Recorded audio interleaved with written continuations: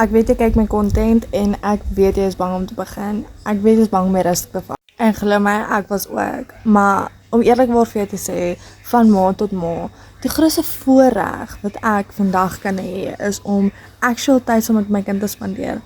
Actually agter hom aan te hardloop, alhoewel dit nie altyd baie lekker is nie.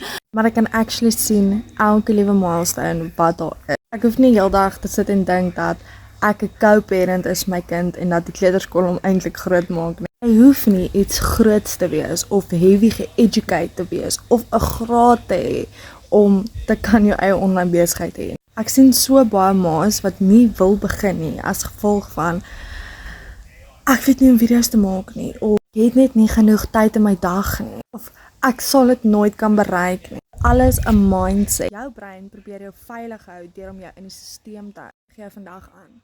Vat 'n boekie en 'n pen en gaan sit en dink. Gaan sit en dink net. Hoeveel het my gesin nodig om finansiëel vry te wees maandeliks? Skryf neer hoekom jy nie wil begin nie. Die beste ding wat jy vir jouself kan doen is kom uit jou kop uit. Get out of that mindset. So wanneer jy reg is en wanneer jy uit jou kop uitgekom het en jy besef het dat jy vir meer bedoel het, klik die link in my bio, vul jou e-mail daarin en gaan leer net meer waaroor die program is. Onthou net altyd, jy is nie alleen nie. Alhoewel you are in business for yourself, but you are not in business by yourself.